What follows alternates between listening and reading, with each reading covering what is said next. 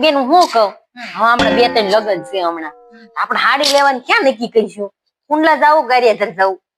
હું તને શું કહું સુરત જેવી સુરત ને તો હું કેતી હતી પણ તમારે દેર જોઉં ને હાલતા જ નથી ને. મારા દેર નું હું હાલ આપણે એને છે ને ઘસકાઈ નાખવાના હોય. કોને ઘસકાવા છે?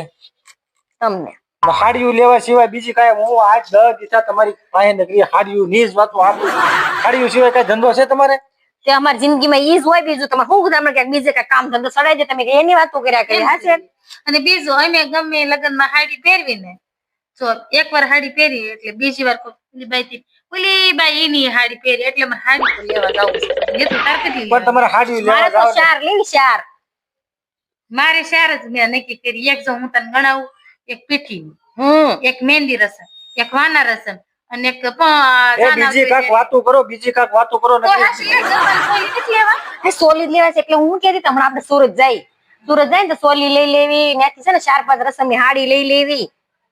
પણ તમને કઈ બીજું કઈ આવડે છે કે નહીં? એમ કઈ ખવાની વાતો કરાય એમ હવાની છે બાકી થોડા. પણ હું જયારે તમારી પાસે આ ઘરમાં આવું છું ને ત્યારે તમે બે બેનો હાડિયું ની જ વાતો કરતી હોય એમ હું તમને કહું છું.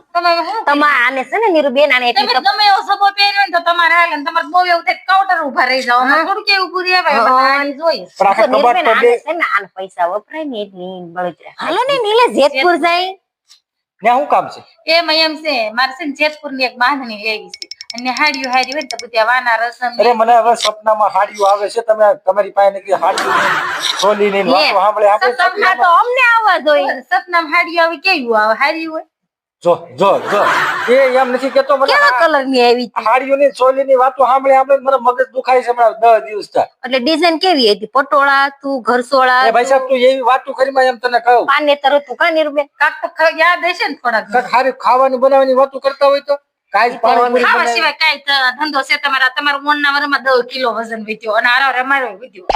પણ તો તમે હાડિયું ની નકરી હું વાતો કર્યા કરો છો એમ હું કહું છું. હાડિયું તમે કેમ વાતો કરતી પેલા થતી હોય? મારી વાત તમે 2 દી પેલા 8 દી વાતો કરી તો કરતા હતા તો તમે આમ કેવામાં આવ્યા કેદી બનાવો છે ક્યારે બનાવો છે મને દીધો કે નહીં તમને 8 દી?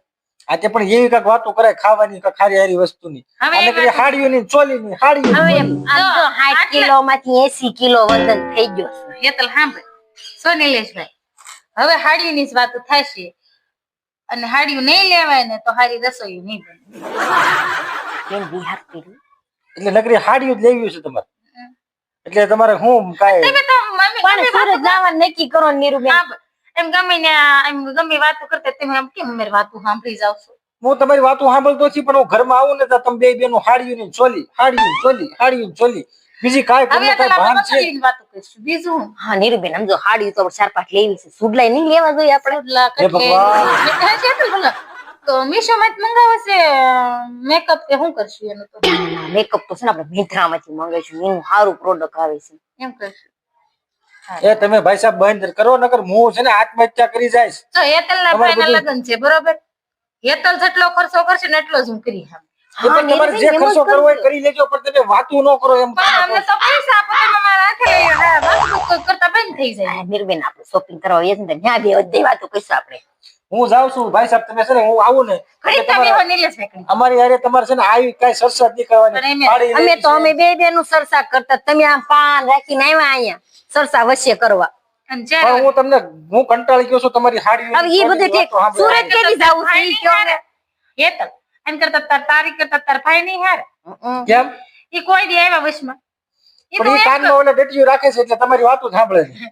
પણ મારી વાત સાંભળો. ઈ કહેતા હતા કંટાળી ગયો છું હાડીઓની વાતો સાંભળે. કે હા જેમ કીધું ને મેં ખાલી હેતલ ફોન કર્યો ને મારા ઘર છોડું લેતા આવજો ને તે કે તંતા તું લઈ લેજે તને ગમે તાર પૈસા જોતા હોય નાખી દે. તો લેતા લઈ ગઈ હું ના નથી પાડતો. સાના મુના રહ્યો તમે અહીંયા એક રહેવામાં અને સુરત લઈ જવાની વાતો કરો અમારે યાર. એ હું બધે લઈ જાય પણ તમે છે ને વાતો બંધ કરી દો એમ કહું છું. તમે અમને સુરત કેદી લઈ જાવ ચાલો ત્યાં સુધી બોલતી નહીં એક વાત. આજે વાંધો નહીં હું સુરત તમને લઈ જાય ખરીદી કરવા. ઈ આવતા મહિનાની જે કઈ તારીખ આવતી હોય તારીખે લઈ જાય. આવતા મહિને જે તારીખ આવતી ને લગ્ન પછીની તારીખ દે આપણને. લગ્ન પછીની તારીખ ન હોય પેલા તારીખ દે પણ તમે છે ને હમણાં તો ઘરમાં છે ને હાડીઓની ને એ બધી બંગડીઓની વાતો નહીં કરતા એટલે અમે કંટાળી ગયા. મારી વાત સાંભળો જો નિલેશભાઈ જ્યાં સુધી અમારે હાડીનું સિલેક્શન નહીં થાય ને ત્યાં સુધી અમે ડિપ્રેશનમાં વયા જાવ. તમે ડિપ્રેશનમાં જાતા જાઓ હું કોમાં મયો જાય હાડીઓની વાતો સાંભળે તારે એક કામ કરો ને તો તમે હવે હેઠા ઉતરો ને એટલે કાનમાં તમારે શું કાનમાં એરબડ નાખી દેવાના.